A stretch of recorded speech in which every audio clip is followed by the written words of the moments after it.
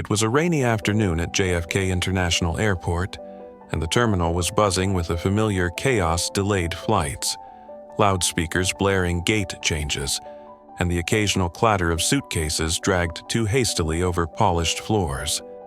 Amidst the blur of travelers, one man stood quietly at the end of the security line. He wore a dark overcoat, well-fitted but unassuming, and carried a sleek leather briefcase.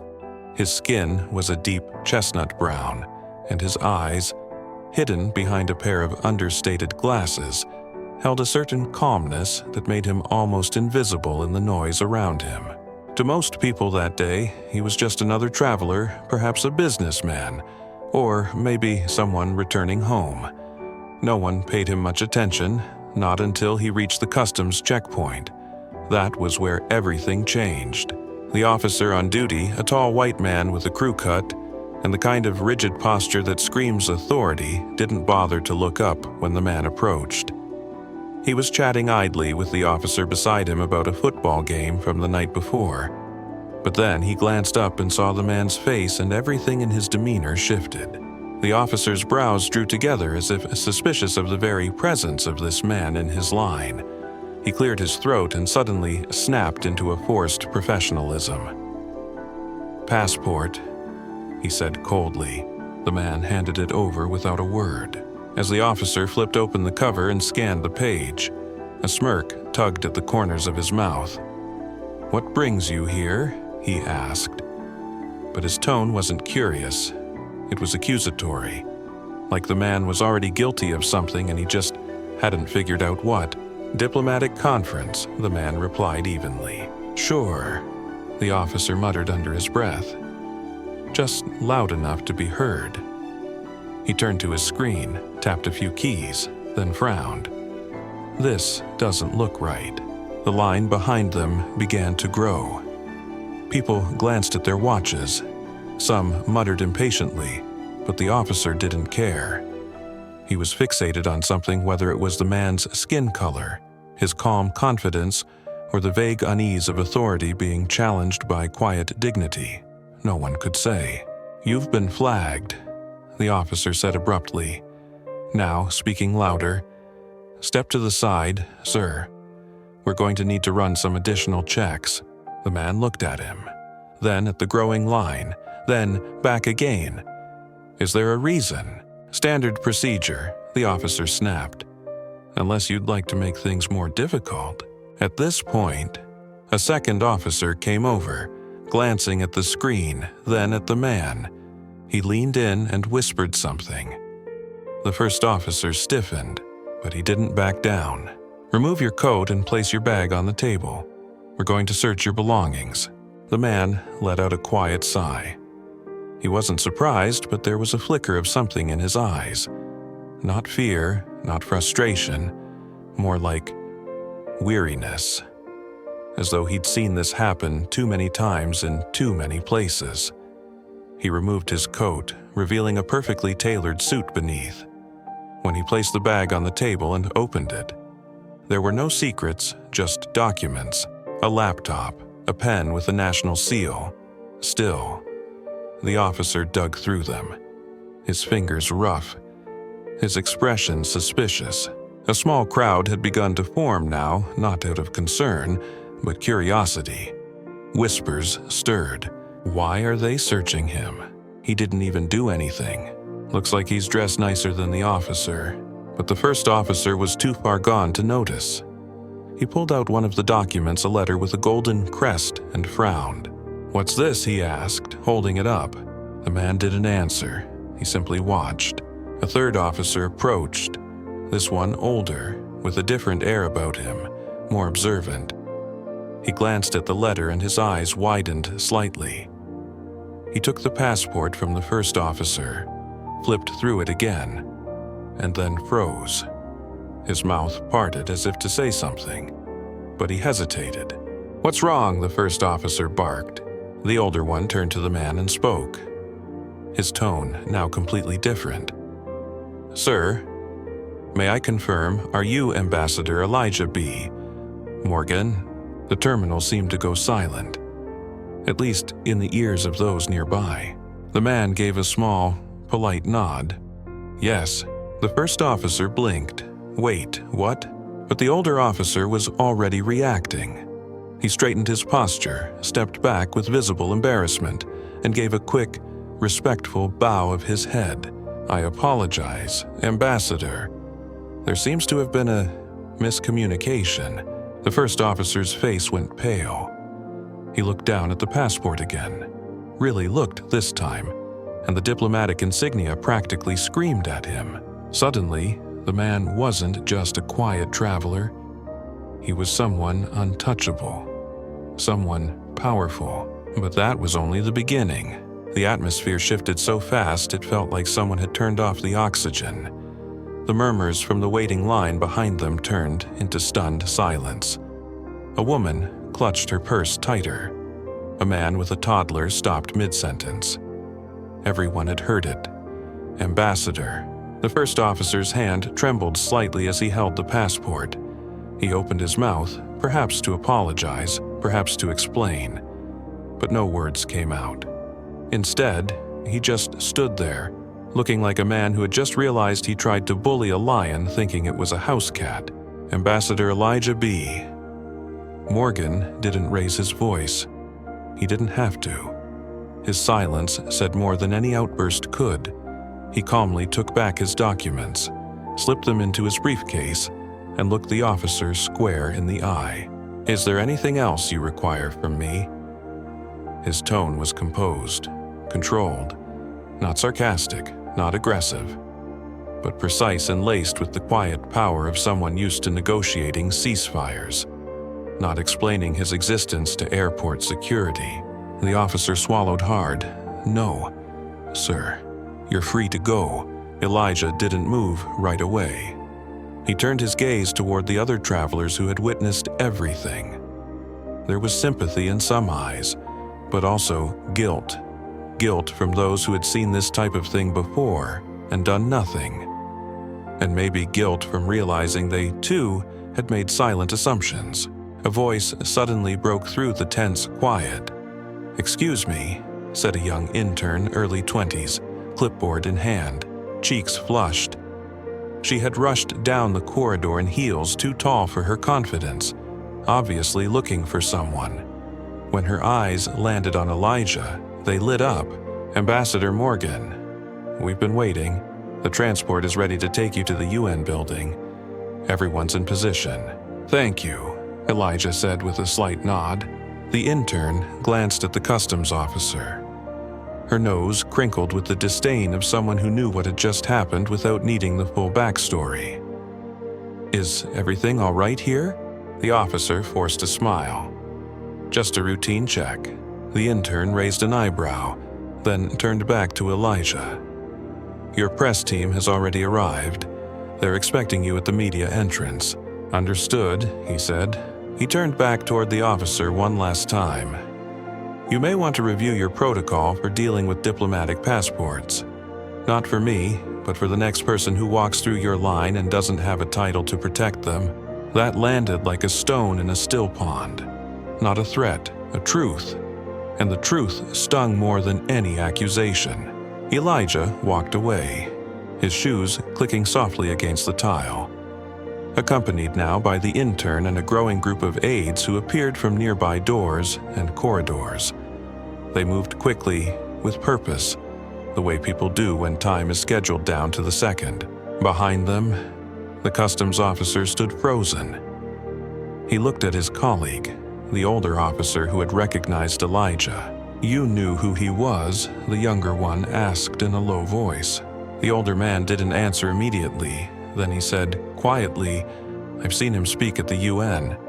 Twice, once in Geneva, once in New York. He negotiated the peace accord in South Sudan. That man's face is on a mural in half a dozen countries, and you just rifled through his laptop bag like he was smuggling bananas." The younger officer looked like he'd been hit in the chest. The scene shifted again, this time to the black SUV waiting outside Terminal 4. Elijah stepped in, his aides climbing in behind him. The driver nodded respectfully and pulled into traffic. merging into the gray chaos of New York. Inside the car, the intern looked visibly upset. "I'm sorry about what happened in there," she said. "You shouldn't have to deal with that. Not here. Not anywhere." Elijah looked out the window for a long moment before responding. "I've been called worse in places with less security," he said softly. "But what bothers me isn't that it happened. It's that it keeps happening. To people with no title, no badge, no audience, I can walk away, others can't." She didn't know what to say, so she stayed quiet. He turned to her, his expression kind but firm. "Remember this moment. One day, you'll be in a position to change things. Don't just be better. Make it better." She nodded slowly, and in that instant, her admiration turned into resolve. At the UN entrance, cameras were already flashing. Journalists poised to shout questions. Elijah stepped out of the SUV, back straight, coat buttoned, face calm. He walked past the marble pillars and into the building as though nothing had happened that morning. But it had, and the echoes of it would stretch far beyond the airport. Back at the customs line, someone pulled out their phone and posted what they'd just witnessed. "Customs officer harasses black man at JFK, turns out he's a UN ambassador." The post went viral within hours. But for Ambassador Morgan, it wasn't about going viral. It was about something deeper, something harder. Justice doesn't start in courtrooms. It starts in places like that terminal, with people like that officer, and with what we do next. The next morning, the story was everywhere. Diplomat detained at JFK Customs under scrutiny after mistaking UN ambassador for suspect. Ambassador Elijah Morgan speaks out, "This isn't just about me." Mainstream news picked it up within hours, but it had already gone viral long before that.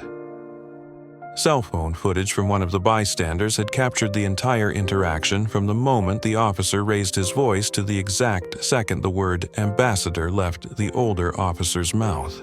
It wasn't the first time this had happened to someone of color at a UN's airport. But this time, there was a face, a name, and a title that made people stop scrolling. Cable networks debated it. Talk show hosts squeezed it into monologues. Some praised Elijah for his composure. Others questioned how many others had gone through worse unseen, unrecorded. Elijah, meanwhile, didn't spend the day basking in public support. He had meetings scheduled, briefings on a new refugee corridor being negotiated, interviews about upcoming peace talks. Still, the incident from the day before lingered like smoke. Not because it surprised him, but because it didn't. When one journalist finally asked him directly about the video during a press conference, Elijah paused before answering. He looked around at the sea of microphones, the lenses, the hashtags that were already trending. Then he said, "I am not the story. The story is how many people would have been dragged into secondary holding, how many would have been handcuffed, how many names we never learn, faces we never see." He let that sit. "What you saw on that video isn't rare. The only rare part is that I had a title to stop it." The room went quiet. "Make no mistake," he continued. "This wasn't about airport protocol. This was about assumption, about the comfort of power, assuming it knows who does or doesn't belong." The next question never came. No one could follow that. Back at JFK, the first officer, Marcus Dalton, had been pulled from the floor. Not fired, not yet.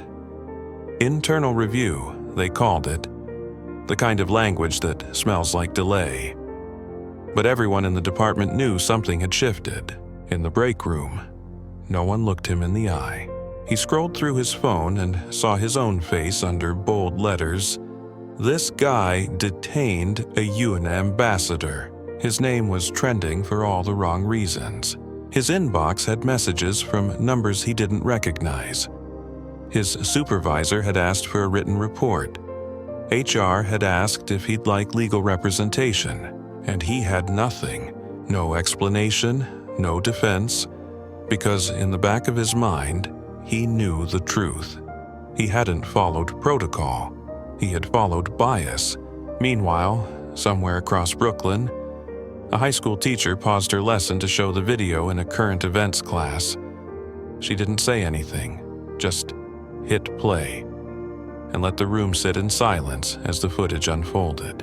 One student raised his hand when it ended. "That could have been my dad," he said. Another whispered, "That was my uncle once." But no one filmed it. Back at the UN, Elijah sat in his office. His aides buzzed around him with agendas and papers and checklists, but he stared quietly out the window at the city below. The intern, Maya, knocked softly.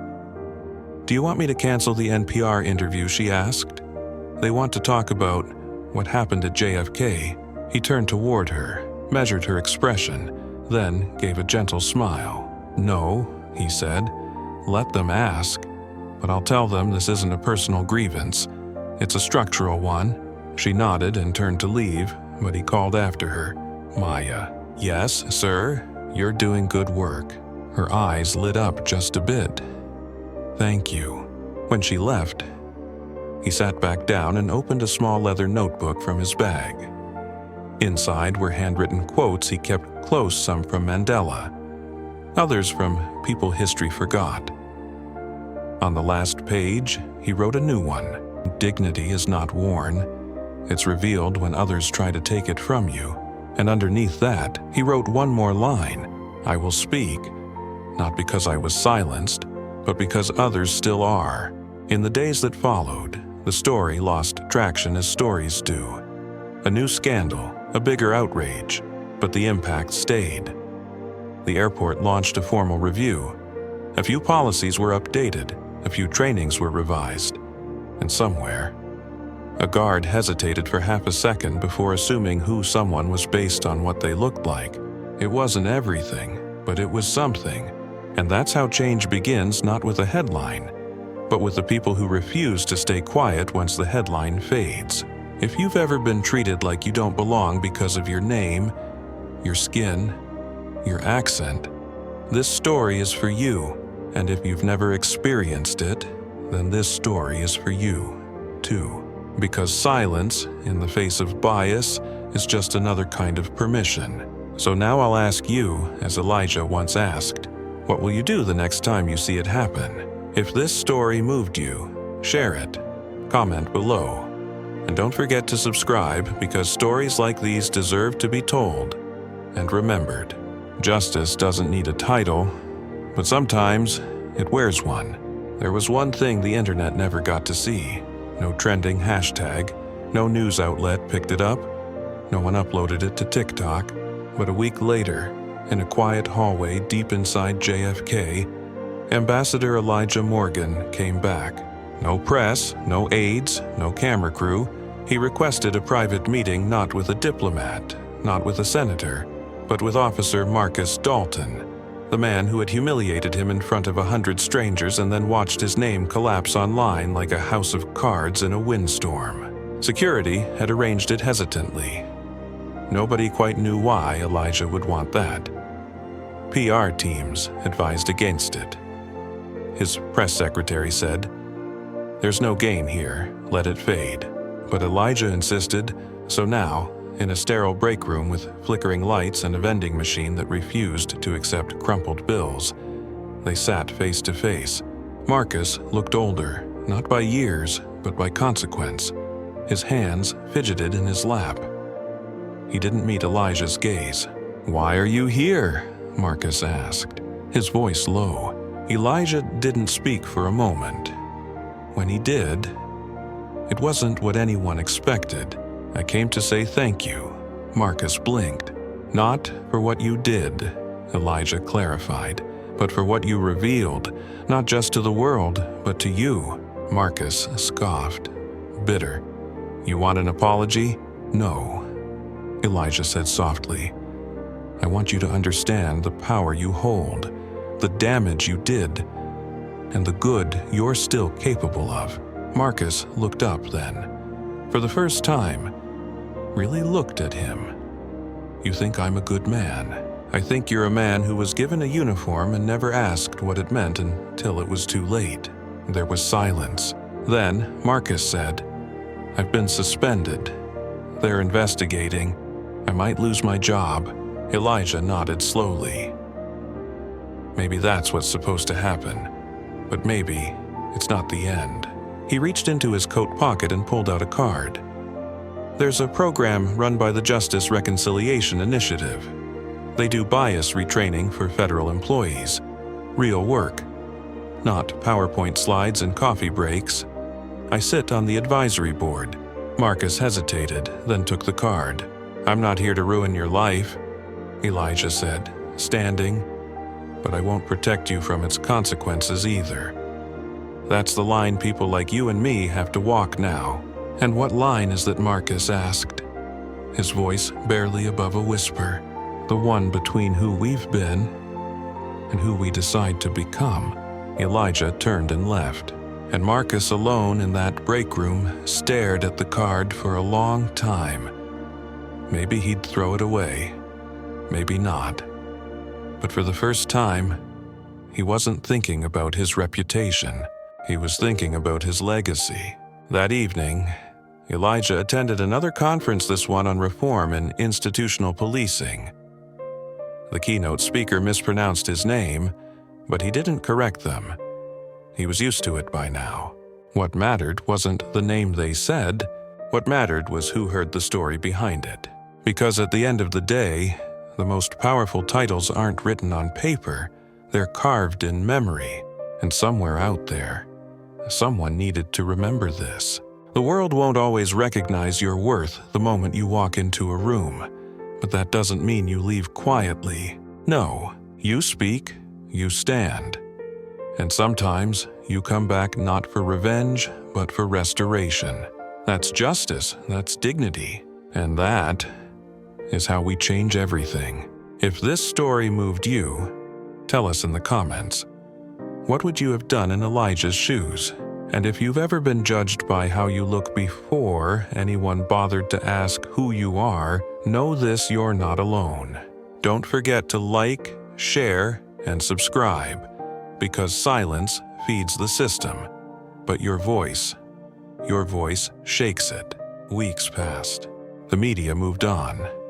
The airport returned to its rhythm of delayed flights and indifferent glances. Another crisis stole the headlines. Another name became the trending topic. But somewhere, in small, quiet corners of America, something had shifted. In a classroom in Detroit, a middle school teacher adjusted her lesson plan. She no longer opened her history unit with timelines of presidents. She began instead with real names like Elijah Morgan, names of people her students might actually see themselves in. At a training center in Phoenix, a new TSA recruit stood with trembling fingers during his final simulation. When the instructor barked, "What's your first judgment call?" the recruit hesitated, then asked, "What do I actually know about this person?" And at JFK, in the corner of a locker room that smelled of metal and Lysol, Marcus Dalton sat through his first session with the Justice Reconciliation Initiative. It was awkward, humbling, infuriating, even, but he stayed. He listened, and slowly, the edges of the world he had once believed in began to crack, and something more honest leaked through. He no longer wore his badge like a crown. He wore it like a question. As for Elijah Morgan, he kept working. He flew to Kigali, then to Oslo, then to Geneva. He brokered a fragile ceasefire, drafted a humanitarian resolution. Everywhere he went, they called him Excellency, but he never let that word distract him from the truth. Dignity isn't given, it's reclaimed. One evening, during a flight back to New York, a young flight attendant leaned down mid-service. She looked nervous, unsure if she should speak, but he met her eyes and smiled, the way people do when they know they've already been seen. "I just wanted to say thank you," she said. for what you said after the JFK incident. My younger brother plays basketball in Mississippi. He watched that video every night for a week." Elijah nodded, the corners of his mouth softening. "Tell him," he said gently. "He doesn't need to wear a suit to be respected, but if he ever has to, he better make it his armor." She laughed quietly, wiped her eyes, and went back to the drink cart. There was no movie ending to this story, no courtroom scene, no perfect applause. There was only movement, quiet, steady, irreversible movement, in how we see, how we pause, how we ask questions before we assume answers. In the way, one man stood at a customs counter and didn't raise his voice but made the whole world listen anyway.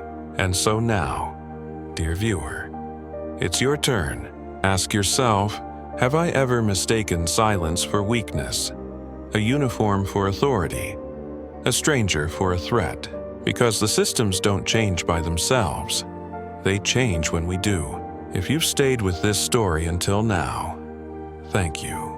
And if it stirred something in you, don't just scroll, share it, speak it, live it, because dignity deserves an audience, and justice deserves momentum. Subscribe for more stories that uncover truth, challenge bias, and champion the people often overlooked. This isn't just storytelling, it's remembering who we're supposed to be.